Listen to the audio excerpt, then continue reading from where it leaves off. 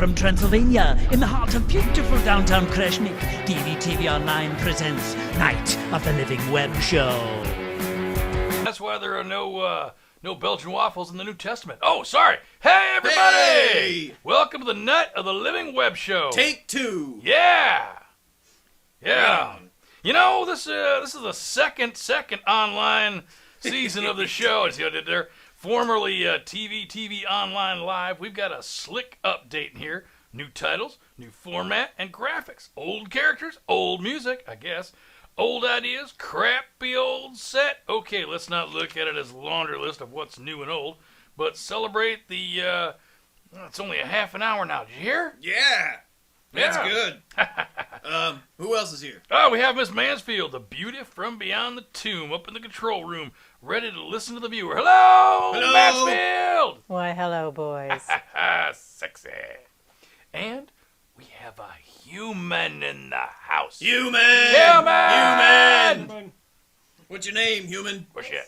Whip Stitch. Whoa, Whip Stitch, Yeah. yes. She can whip my stitch anytime. Has. I don't know. What? Twice. Oh, my God. That's Last night. And then this morning in the closet. You fucking me? No, man. Oh, man. Straight up. That was her? Yep. Wow. Yep. Whip Stitch. Oh, Anyway. and on remote from another part of the castle is Dwayne. Say hi, Dwayne. No! Well, why? What's wrong? I'm unsatisfied in my chosen field. All right, why? Well, because it isn't my chosen field. I was told that I would have a new important role in a live program, but have since been relegated to the rank of researcher. That's a vital position in the show, Dwayne. Yeah, because I sure as hell's balls ain't gonna do it. Yeah, me neither. You need to be able to spell, bitch. And read. Wait, you do? Yeah, so let's get this bitch wet already. Hold on. What do you mean, Dwayne? Nothing. Let's get this wet bitch all ready. Yeah, that's what I'm talking about, more or less. All right, folks, it's February 3rd, 2012, and this is Night of the Living Web Show. Yeah. Now, we could talk about the Super Bowl, but tonight, instead, we're gonna give you VD. Yeah, Valentine's Day, bitch. Yeah. And, Dwayne, I understand as part of your new role on the show, you wrote us a history of the holiday, right? Oh, God. Yes, I have, Mr. Von Bucket. In an attempt to educate the masses about the true meaning of the most underappreciated and most misunderstood holiday in the calendar year. After St. Ravi's Day, that is. This one's you now. Mr. Fink? Mr. Fink, you read this next part. Okay. Valentine's Day is fast upon us. But in this day and age, very few people know that the day actually originated. Well, we know that it originated. Well, yeah, too. And the first problem is that there are at least 8 Valentinusians who were martyred and sainted. Or sainted, then martyred. And, to top it all off, there are 124 martyred saints who were Valentined to death. Valentined? Valentine, yeah. Oh, okay. The method of valentination is to take the small greeting cards and quickly rake them across the skin of your martyr in progress. The cards are historically no smaller than a post-it, and no larger than an 8x10 glossy of David Blaine. The practice of writing puns on each of the cards was brought into practice during the 1300s, but for no other purpose than generating jobs for pun writers. Pun writers? Yes, it's a subclass of the then new bourgeoisie. Yeah, once discovered in several thousand paper cuts, you then drop the victim into a vat of boiling semi-sweet chocolate. Ugh. And then you let the chocolate cool until the screaming stops. Whoa. That sounds tasty. All right. Then the martyr is traditionally hung from a rafter with a red ribbon and smacked with a bat until the intestines fall out. This was the precursor to the piñata, which later changed to have candy on the inside of the victim, which seemed to go over better than at children's parties. In my experience, only marginally. The associations of the romantic love with Valentine's Day are murky at best. One source says that the monk Valentinius wooed the jailer's daughter, which is nice. But then you remember that Valentinius was a monk.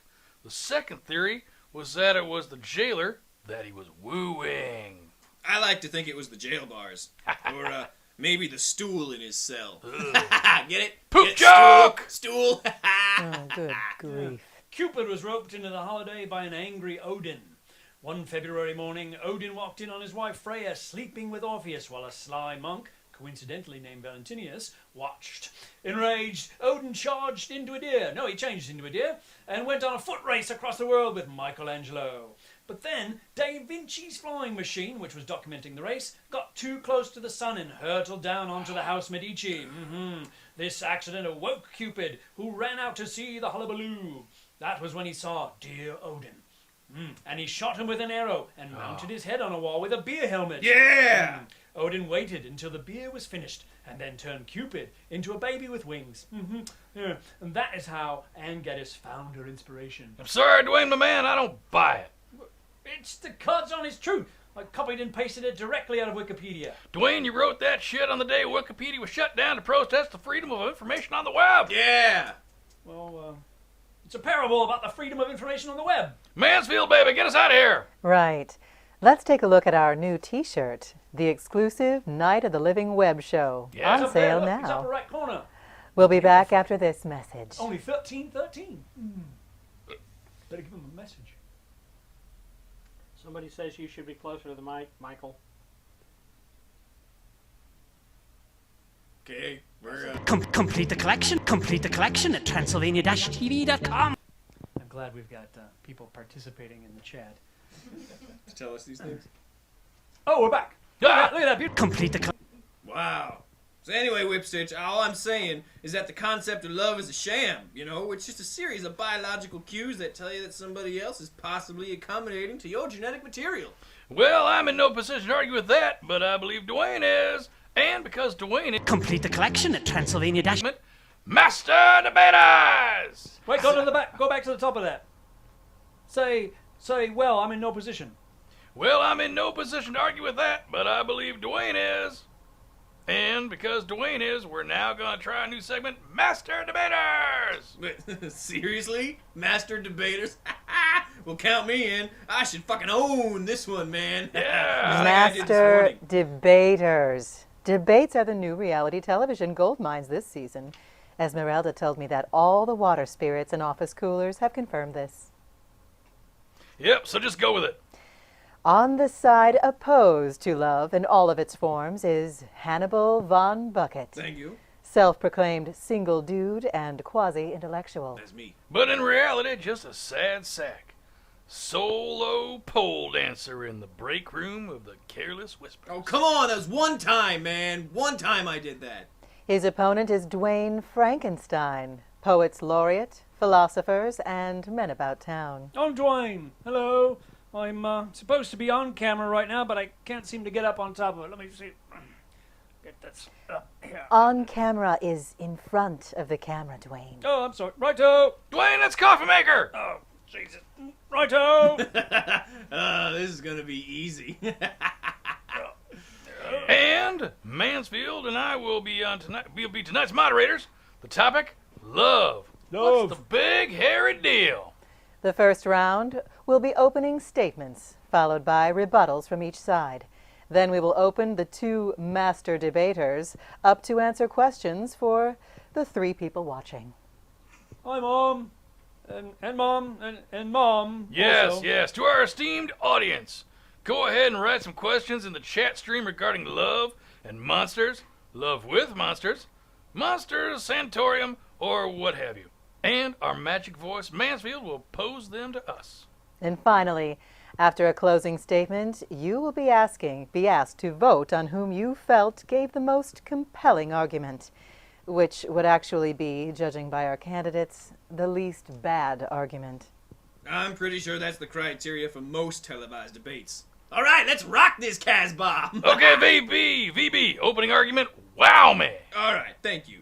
Okay, so love is just a term, right? Like, to describe attraction and complementary factors. But it's really just meaningless on its own. You know, like I can say, I love coffee, but that just means I have a desire to enjoy the effects, and the taste is pleasing to me. You're comparing an emotional attachment between two individuals to your enjoyment of a warm beverage? No, hot beverage. For lo, without coffee, I am miserable. I think about it all day when I don't have it, and when I finally do get it, I rush right into it, and usually get burned. Also, on 3 occasions, those burns have been on my crotch. The only difference is, I don't have to buy coffee anything fancy 4 times a year or second guess how it's feeling. And it's safe to assume that you're currently not seeing anyone, right? I don't know about safe to assume. Plus, I have had 3 cups of coffee in the last hour. Yes. Very safe to assume. Counter argument. Dwayne, why does love have meaning? Well, it doesn't. Its meaning is null, unless the score is love, in which then one could interpret the similar 0 values as a tied match. Ergo, ipsum lotte. Dwayne, your position is pro-love. You're supposed to be in favor of love. Look, this isn't golf. The lowest score does not win, even in Queensberry rules. We're debating the emotion, not tennis. Obviously, you've never watched a really top-tier tennis match. It's quite emotional. Even without the white shorts creeping up lengthy, pale thighs, sweat glistening.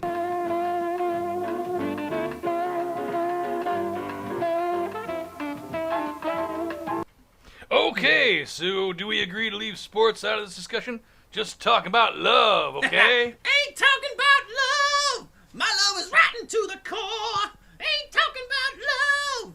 This hardly seems like a debate, man. I mean, it's just Dwayne. And your arguments are so cogent. Yep. Are you ready, Dwayne? Righto. Let the debacle continue.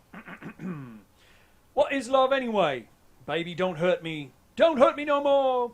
Hit me with your best shot, fire away. The roof is on fire. Oh no, we didn't light it, but we're trying to fight it. Now that is a quote on love from Walt Whitman, owner of the Whitman's chocolate sampler I was once given by a lady friend. By its 3rd term, if love is elected president, we will have a moon base devoted solely to love and love research. A little old place where we can get together. A funky little love shack. And this little love shack will be the destination of many a space Chrysler fitting 20 passengers. Bang, bang on the door, baby. I'm talking about jobs. Can I finish? May I finish? No one's interrupting you, Dwayne. Oh, right, that was just me. My opponent has brought up my record. My record is public. Could you show the record, please? It's the second one there. Blue. It's a picture of my record.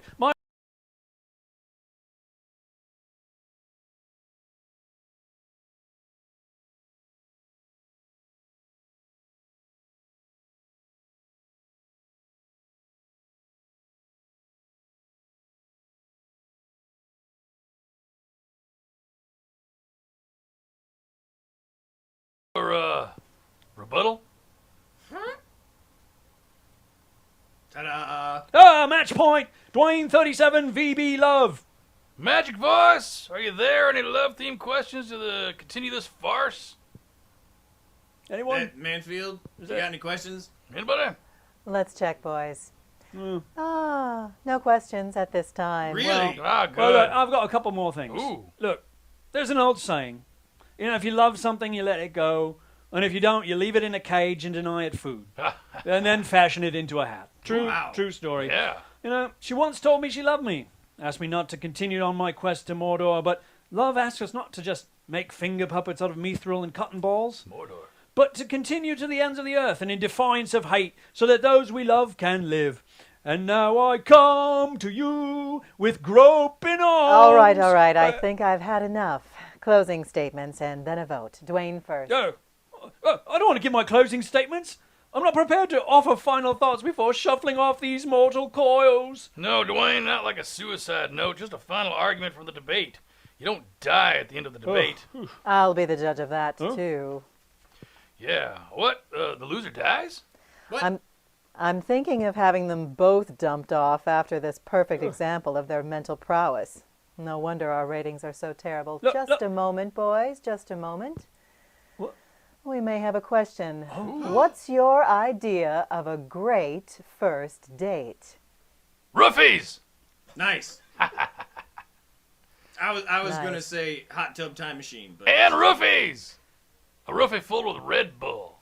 a Red Bull roofie. Red Bull roofie. A red roofie. Coming at you A live. red roofie in. How about Oh, this yeah! one? Does Von Bucket need fire to get off? Does Von Bucket, do I need fire to get off? That's the question. Does the zoo bear poop in the woods? Or on concrete? Or on concrete woods? Well, that clears a lot of things up for all I of us. don't know that I need fire to get off, but usually when I do get off, fire is involved, or at least it feels like my dick's on fire. Es muy caliente. Beautiful. Picante. Thank you. Yes. Cante. Excellent. All right. You know, I think this whole ratings thing, it's from a distinct lack of lolcats. I've told you people repeatedly, I've demonstrated clearly said theory in my report, which is waiting on the Shark's desk to be read right now. That's a different debate for a different time, Dwayne. Oh, it is? Final argument now, please. The concept of love is one of the few things that differentiate higher life forms from lower life forms. The lower forms experience the sense of love along with fear, hunger, and a need to poop, whereas we compartmentalize these things to our glory and our folly. Have you ever had a really satisfying bowel movement? I mean, a real toe curler of a passing. Yes. If so, you know love has value. If not, you may need to consult a doctor. Von Bucket, please, bring it home. And remind me never to do this again. What are you doing? All right. Look, I may be a dethroned demon working for a vampire whose friends and co-workers are a hairy orange armpit, a chronic-sucking bat, a politically correct zombie, and a reanimated MPD, but I'm also a realist. Love doesn't mean anything more than what you attribute it to mean. I don't say this because I'm alone, although if you are an attractive female anything ages 23 to 85, my OK Stupid profile is Sexual Chocolate 69. No, that's Check you. it out. I would love to enjoy debating this issue with you further. I gotta update my profile. Whoa, hey, my phone's going off. Oh. Whoa! I didn't think that would work. I rest my case. I gotta take this. All right, viewers. While Von Bucket reads over another pointless prospect, it's time for you to vote. Who won this debate, VB or Dwayne? Just vote in the chat room, and we'll tally up and ignore the results accordingly. Until then, it's time for a Remember When. Oh. Yeah, all right, check it. Oh. Hey, Fink. Yeah. Remember that time when Furry ran into Ginny at the Freaky Tiki? Yeah. Nope. What do you mean, no? You told me the story. What? No. You told me the story. How can you say no? I wasn't there.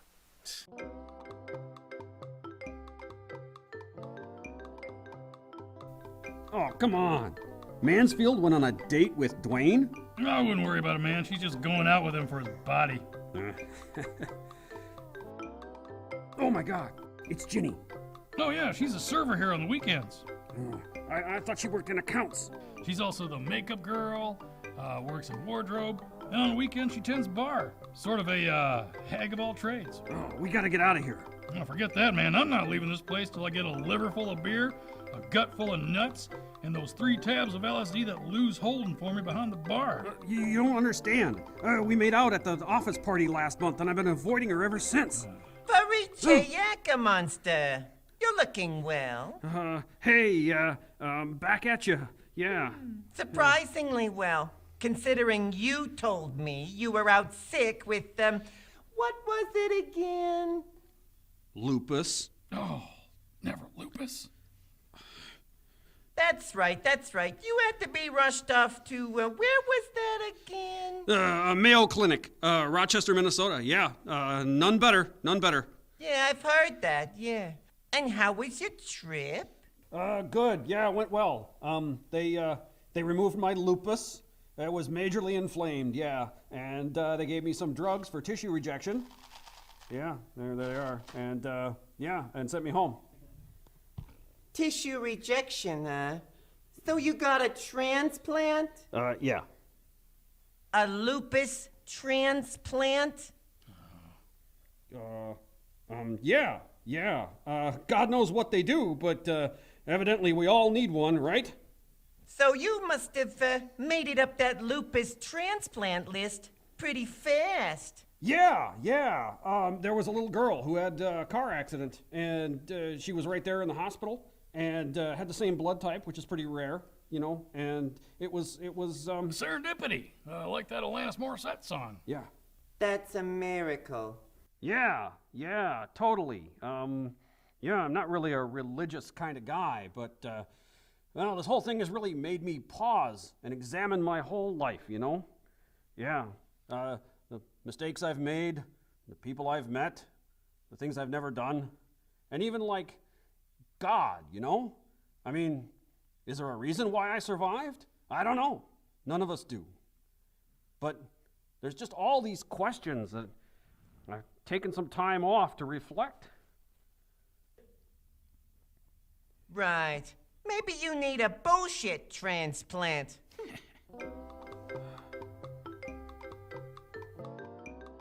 Death days. We got some death days. Death days. It's time for Death Days. Tonight's Death Days are brought to you by I Can't Believe It Reminds Me of Bacon.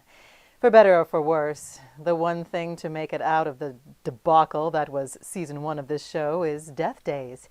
And Dwayne gets the credit for these. Yay. Oh, man. Yeah. All right, here we go. Let's start. I've done research on this. The music is number 1. What? Number 1, the music. What? I don't know. It just says the music. The music died on February 3rd, 1959. Long live the music. You're talking about the famous plane crash when Buddy Holly, Richie Valens, and the Big Bopper crashed in Iowa. Way to go, Iowa. You suck!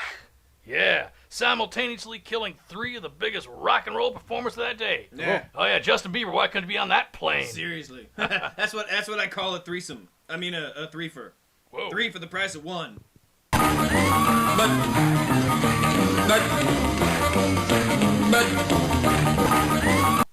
Next up on our parade of stiffs is Dr. Frank Oppenheimer. Hey, you didn't doctor that picture, did you, Dwayne? No, not at all. Doctor. See what I did? In addition to playing the guitar, Frank's interests include atomic weapons, uranium isotopes, and disc golfing. According to sources, his brother Bob was also the bomb. You want to end up on that list too, don't you? Oh, you'd think it was an aspiration of mine, wouldn't you? No.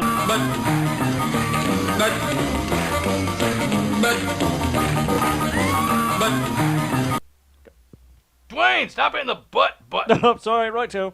Next one. Joe Hannes, Guttenberg. This fellow Joe invented the stereotype. So you're going to blame him for Sanford and Son? I know I do. Movable type. Oh, I don't care if they move or sit still. Stereotypes are patently wrong, man. They're based on generalizations, which makes them patently right more often than not. Where was I?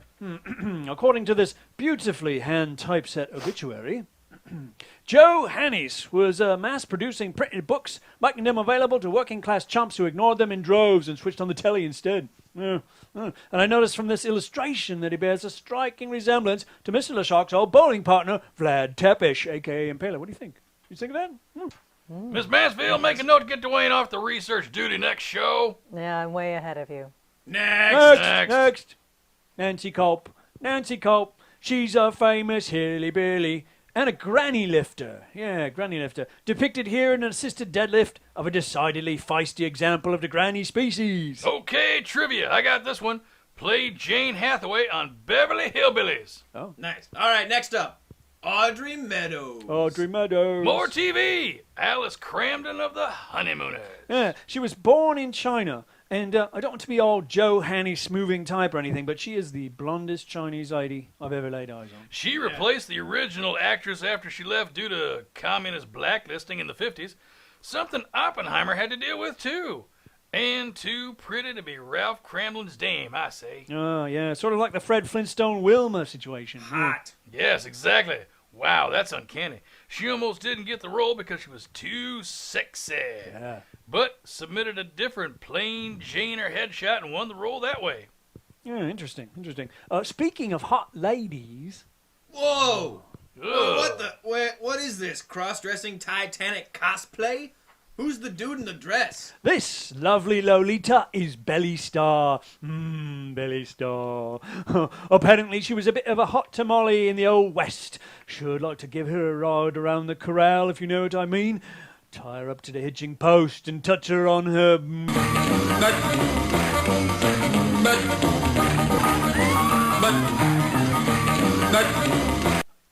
God damn it, Dwayne! Damn you all to hell! Yeah, well, she would be depicted in movies by less interesting ladies. Nay, horse-faced what's-it like this Jean Tierney lady on the next slide. Ho-hum, same old. Mansfield! Note on Dwayne's calendar, eye exam, stat. Jean Tierney. Belly star. How about John Cassettes, inventor of the audio cassette, which he named after himself, that self-promoting bastard? Prick. Cassavetes. Come on, Whipstitch, say it with me. Cassavetes. See, even she can do it. Man. He played the husband in Rosemary's Baby. So Rosemary's baby daddy? Right. Also appeared in The Dirty Dozen.